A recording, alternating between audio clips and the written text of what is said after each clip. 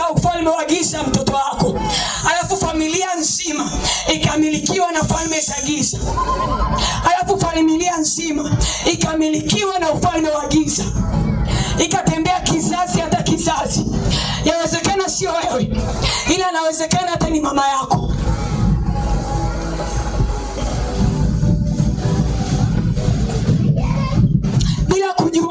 Bila kujua ufalme wa giza ni halisi, upo na unatenda kazi kwenye ulimwengu wa roho, unamiliki na kuwatawala watu. Ndio maana unaweza ukaona mtu anasema nikilala usiku napata maruerue. Mbona hayawapati wachungaji? Mbona hayawapati watu wa Mungu? Mbona majeshi hayawapati? Mbona waone maruerue? Maana yake umejipeleka mwenyewe, ukamilikiwa na hizo falme za giza. Alafu Mungu amekuja kukutoa, bado hutaki kusikia neno ukakubali. Ukasema ndio Bwana, nimekosea. Kuna wakati nilifika nikakata tamaa. Alipoumwa mtu nyumbani kwetu nikampeleka kwa mganga. Alipoumwa mtoto nikampeleka kwa mganga. Bado hujasikia tu ndani yako hukumu. Bado hujasikia tu namna ambavyo Bwana anaita. Anasema nirudieni mimi, nami nitawarudia ninyi. Alafu niwahamishe kutoka kwenye hizo falme za giza, niwaketishe kwenye ufalme wa Bwana wa pendo lake. Hamzitaki hizi raha za ufalme wa Mungu.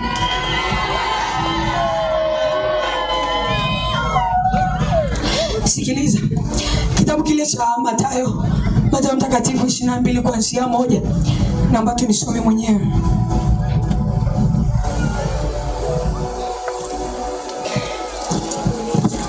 Kitabu cha Mathayo mtakatifu 22 kuanzia 1. Nisikilize kwa makini. Nisikilize kwa makini, mtu wa Chibelela. Anasema Yesu akajibu akawaambia tena kwa misali akisema, ufalme wa Mungu umefanana na mfalme mmoja aliyemfanyia mwanawe harusi. Akawatuma watumwa wake wawaite walioalikwa kuja harusini, nao wakakataa kuja. Akatuma tena watu na wengine akisema, waambieni waje walioalikwa. Tazameni, nimeandaa karamu yangu, ng'ombe zangu na vyote vimekuwa tayari, njooni harusini. Lakini hawakujali, wakaenda zao, mmoja shambani kwake, mmoja kwenye biashara yake. Na waliosalia wakawakamata wale watumwa wake, wakawatenda jeuri. Basi yule mfalme akaghadhibika, akapeleka majeshi yake, akawaangamiza wauaji wale, akauteketeza mji wao. Bwana Yesu asifiwe. Neno la Mungu linasema ya kwamba ufalme wa Mungu umefananishwa na mfalme aliyeandaa harusi kwa ajili ya mwanawe. Alafu akawatuma watumwa wake, akawaambia nendeni mkaniitie wale walioalikwa harusini. Akawatuma kwa mara ya kwanza, akawatuma kwa mara ya pili. Akawaambieni ya kwamba tazameni, nimekwisha kuchinja vilivyo vinono, nimekwisha kuandaa hiyo karamu, vinywaji vimekwisha kuwekwa tayari, waambieni waje harusini. Lakini bado wale watu wakakataa. Tena Biblia inasema wako walioenda kwenye shughuli zao, wengine wakaenda kwenye kazi zao, wengine wakaenda kwenye biashara zao, wakakataa kwenda harusini. Na ndivyo ufalme wa Mungu ulivyo. Kama vile ambavyo ulikuja kwako, kama vile ambavyo ulikuja kwako mama yangu. Ulikuja kwa siku ya kwanza, ukazisikiliza habari njema ya kwamba Yesu anakupenda. Kwa mara ya pili akasema mnenaji wa pili. Kwa mara ya tatu akazungumza tena, akakwambia mkiri Kristo uokolewe. Kwa mara ya 4 wakazungumza tena. Na hata leo kwa mara ya 5 tunazungumza tena ya kwamba Mungu anakuita. Ni sawa sawa na wale walioalikwa harusini. Ulikuwa ni mwaliko usiokuwa na gharama yoyote. Ulikuwa ni mwaliko usiokuwa na kiingilio chochote. Yesu aliwaalika bure. Akawaambia nimeandaa vilivyo vinono, nimeandaa vilivyo vizuri, nimechinja na ng'ombe wangu, nimechinja na kila kilicho kizuri kwa ajili yenu. Lakini bado alikataa. Akawatuma na watu kwa mara ya pili, kama jinsi alivyonituma kwako kwa mara hii ya 5. Anasema amekuandalia uzima wa milele. Kule si aliwaandalia vinono, lakini kwa kuwa ameandaa uzima wa milele. Alisemaje alipokuja akaondoka? Akasema tazama, nimeenda kuandalia makao, ili nilipo mimi na ninyi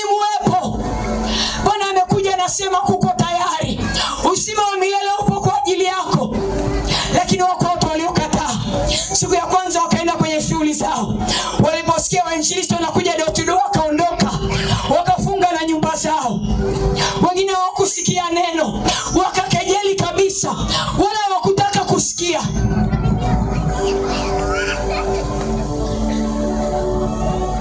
Huyu Mungu anauliza, je, mnataka kuendelea kubaki huko kwenye hizo falme?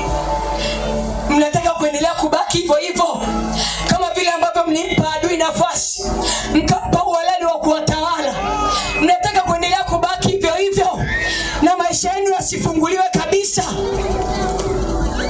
Itakuwaje pale ambapo tunakufungua hapa mbele, unafika nyumbani unakutana na yale matunguri tena, unakutana na hizo falme tena, na hizo madhabahu tena umezificha kwenye kitanda chako?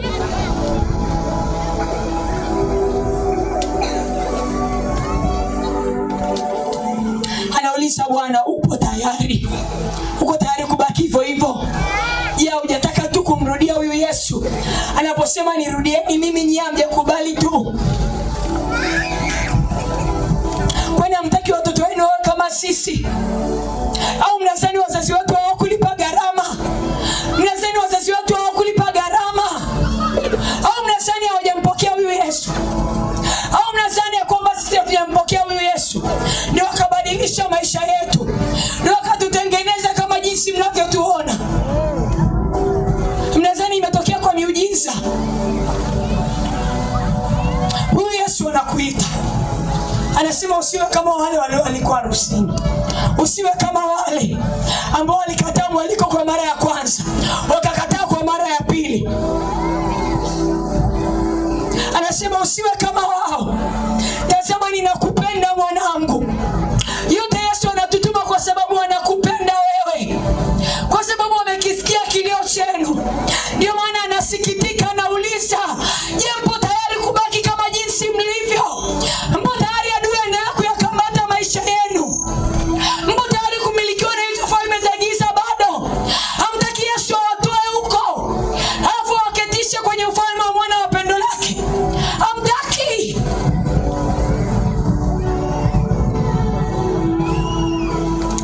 Biblia imeandika mstari ule wa 7 ya kwamba baada ya wale wote kukataa, mfalme alighadhibika sana.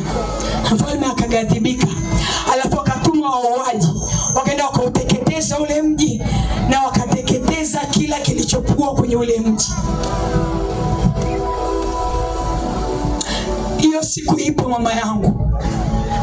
Utakataa leo, pengine umehubiriwa na watu wengi, umezisikia habari hizi njema mara nyingi, alafu ukasema umeuzoelea wokovu, ukasema hizi habari ni zile zile kila siku. Nani ajuaye kama kesho ataamka? Nani ajuaye kama kesho ataamka tena? Yesu anasema ulikuja mwenyewe hapa duniani, ulizaliwa peke yako. Hiyo siku ya kuondoka, unadhani utaondoka na yeyote? Utaondoka na mama yako na baba yako? Hapana, kila mtu ataondoka peke yake. Siku ya hukumu utasimama mwenyewe, alafu Bwana anakuja kuhukumu. Anasema ule mfalme alighadhibika, akauteketeza na ule mji, akateketeza na kila kilichokuwa kwenye ule mji. Hiyo siku ya mwisho ipo, hiyo siku ya mwisho ipo, na ghadhabu ya Bwana ipo, na ghadhabu ya Bwana ipo, mama yangu, ipo, ipo, ipo.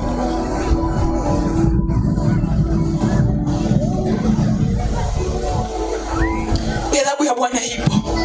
Mrudie Yesu hivi leo, asije akaghadhibika kama vile alivyoghadhibika kwa ajili ya wale watu walioalika harusini, akateketeza kila kilichokuwa cha kwao.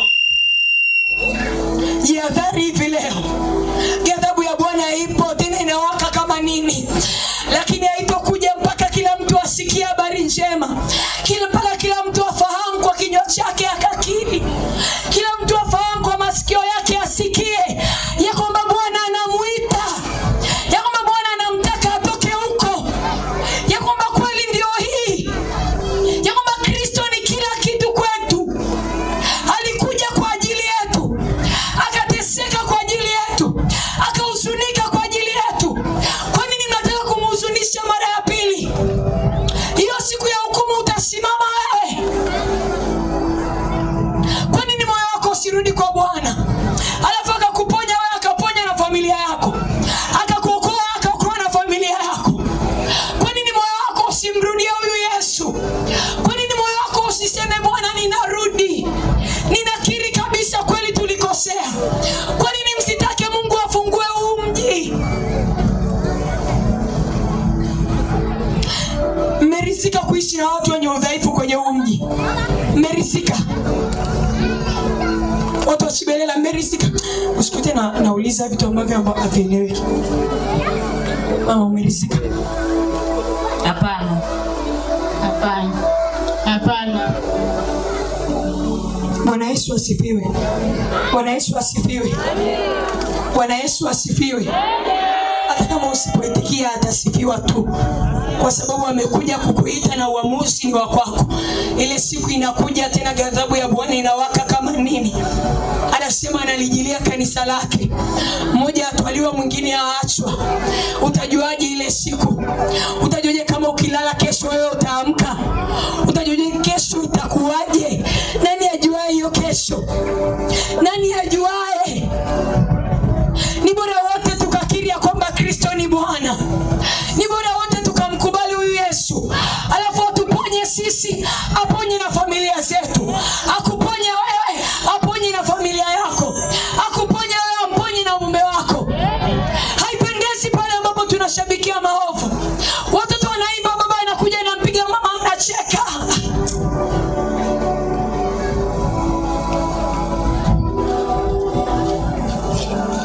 Siku ipo watu wa Mungu, wanadamu anakuja kumiliki, anakuja kuhukumu kabisa. Ni bora tukamgeukia Bwana hivi leo. Sauti unavyoisikia sasa, pengine usisikie kesho. Nani anayejua kama kesho anaishi? Nani anayejua kama kesho atakuwepo? Nani anayejua hiyo siku ni lini? Anasema hata mwana mwenyewe hajui hiyo siku ni lini. Bwana anakusubiri. Anasema yatosha ulivyoteseka, yatosha ulivyoumizwa. Ametuleta kwa pendo. Anasema pengine msiwasikie wahubiri wengine wa nje, ila mkawasikia wa vijana wadogo ambao wana Yesu alafu wamesoma. Anasema pengine mchungaji msimsikie kwa sababu mnamuona. Labda mmoja ni walete ili jeshi kubwa, pengine mkaelewa ya kwamba sio ninyi tu mnaojua hizi kweli, wala si uongo kabisa. Akatutuma kwa wingi huu, tena kwa gharama zake Yesu mwenyewe, alafu bado hamtaki kuelewa.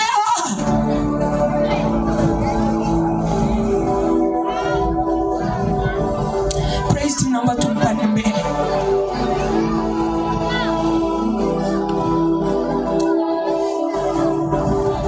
Kama ukishindwa kuelewa pendo la Yesu leo, ukishindwa kuelewa kwamba Mungu anakupenda leo, sijui kama utaelewa tena.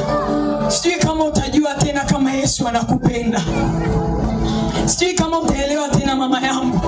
Ni shauku yetu kuja kwetu kwenye huu mji isiwe bure. Ni shauku yetu kuja kwetu kwenye huu mji isiwe bure. Na bado tutazidi kuwaombea. Tunapotoka mahali hapa ni sadaka kwa Yesu aliyotutuma. Yeye aliachilia wito kwetu. Akasema nendeni Chibelela, wala msiende makwenu.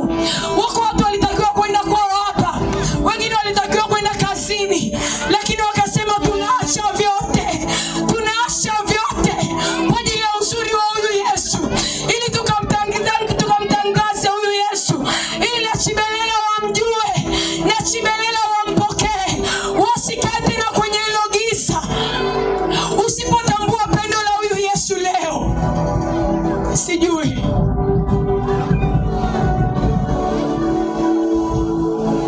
praise team, karibu. Naomba tusimame.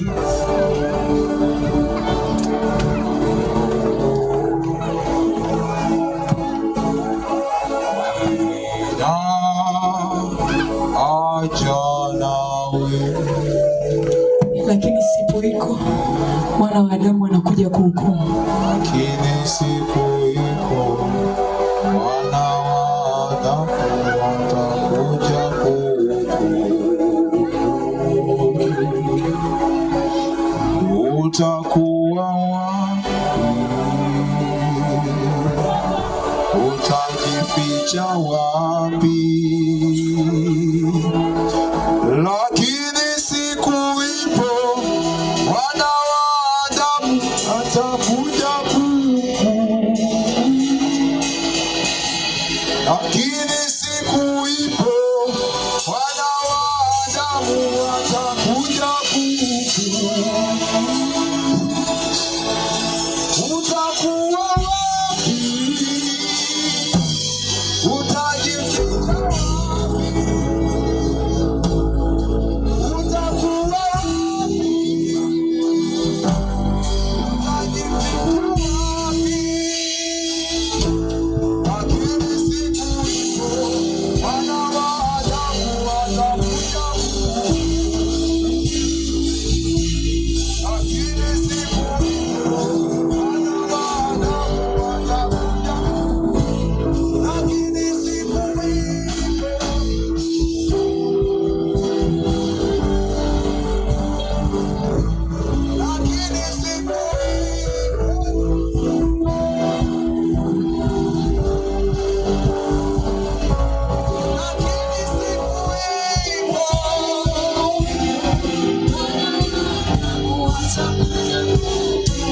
Lakini siku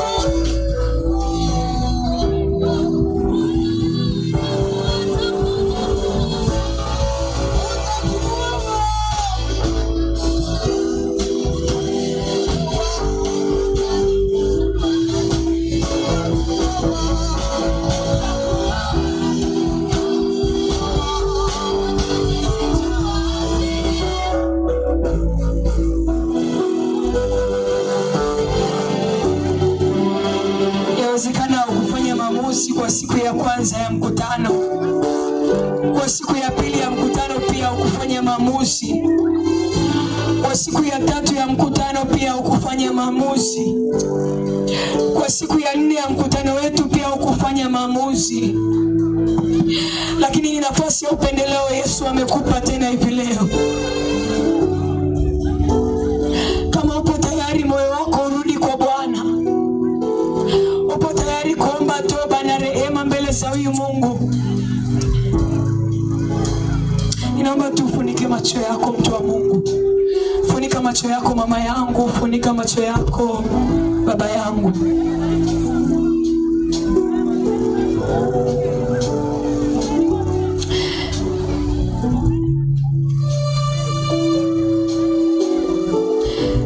Ninaomba tu wazazi wote, majeshi, naomba tu muwamenteni watoto.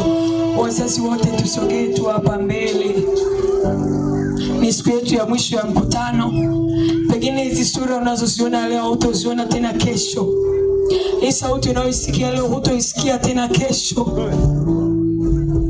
Mungu ametuhurumia kabisa. Sogeeni tu hapa mbele.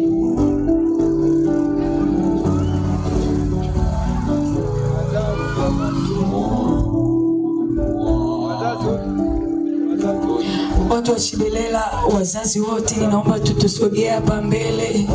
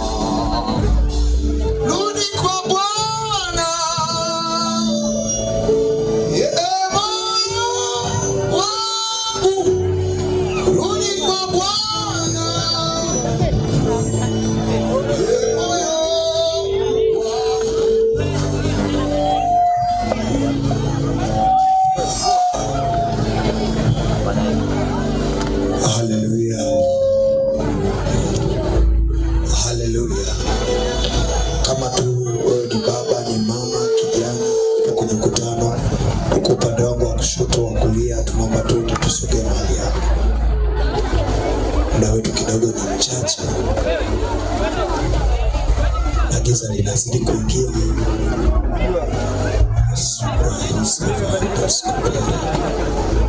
Baba yangu, naomba tukasubiri mahali hapa.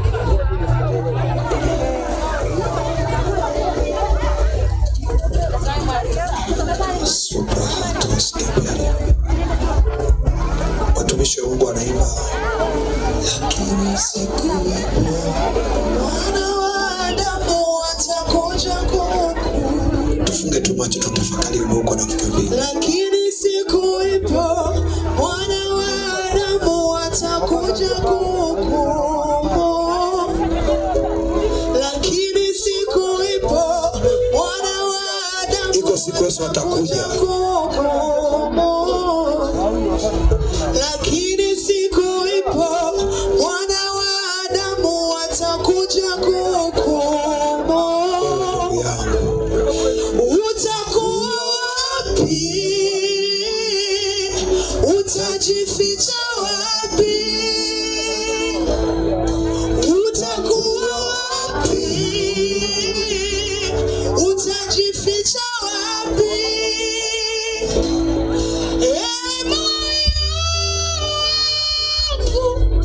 Rudi kwa Bwana.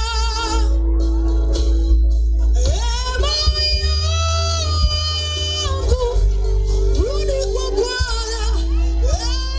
Moyo wangu rudi kwa Bwana. Moyo wangu usiwe mgumu, anasema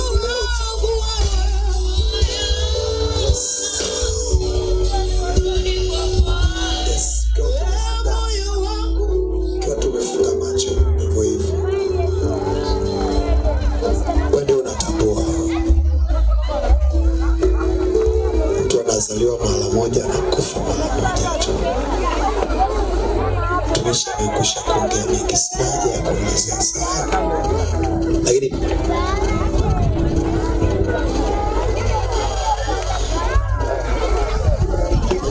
kama unahitaji tu kutengeneza na Yesu, naambia Yesu, ni kweli nimekosa. Kuna wakati shida zimenizidi, nikakuasi, nikakukosea. Ndio tukanyosha tu mkono hapo, tuombe pamoja mimi na wewe. Hapo hapo uliko unahitaji kutengeneza na Yesu maisha yako. Kama unahitaji kutengeneza na Yesu maisha yako, mama yangu, dada yangu, hapo uliko tu unaweza kanyosha mkono tukaomba pamoja. Asante bibi yangu, asante tu. Yes, asante bibi, naona bibi pale. Yes, haijalishi una umri gani, haijalishi wewe ni kijana, umeanguka kwenye dhambi mara ngapi. Yule mwana mpotevu alipokosa, babake hakuwa hesabu dhambi yake. Jeshini, mnafikiri mnaona watu. Nyosha tu juu kama mikono yako haiumi. Nyosha tu, mwambie Yesu, hapa niliko nimechoka. Ninakupa maisha yangu, nisaidie. Anasema alitutoa kwenye giza, kwenye ufalme wa giza, akatuleta kwenye ufalme wa nuru. Nyosha tu mwambie nimechoka kukaa kwenye nuru, kwenye giza hili. Tosha kukaa kwenye giza hili. Nipe kuingia kwenye nuru yako. Yes, dakika zipo ni chache tu. Dakika ni chache, usiogope. Dakika ni chache, usiogope. Nyosha tu mkono wako juu namna hii. Majeshi tusaidiane. Dakika ni chache. Siku ya kesho utatamani usikie hata hizi sauti hautazisikia tena. Hata watoto kule ambao wanataka kumpokea Yesu kwa Bwana na Mwokozi wao, wanyoshe mikono. Kama unahitaji umpe Yesu maisha yako, unasoma darasa la 7, unasoma form 1, form 2, unahitaji kumpa Yesu maisha yako. Wasideti hata watoto wao pia tunawahitaji wape Yesu maisha yao. Kuna watoto pia tunahitaji wape Yesu. Na ndugu yangu yupo kule nyuma. Ukifika tu hapa mbele unaweza shusha tu mkono wako, usichoke ndugu yangu.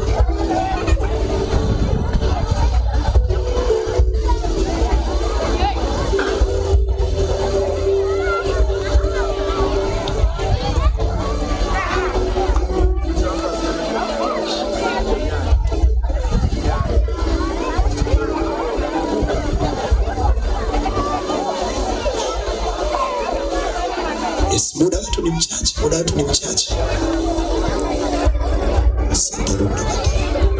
Basi kwa heshima ni kukaa ibishi baba. Askofu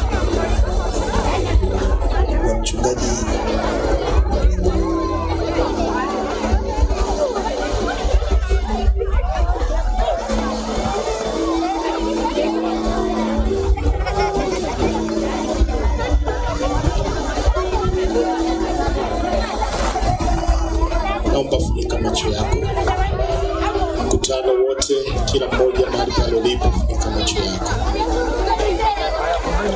Mungu Baba, tumekosa mbele zako.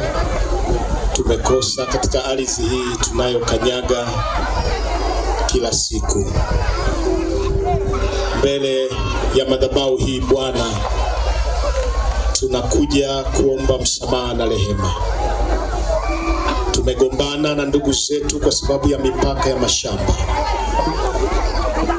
Tumechukia ndugu zetu kwa sababu ya chuki za kibinafsi. Kuna watu hatusalimiani ni muda mrefu sasa.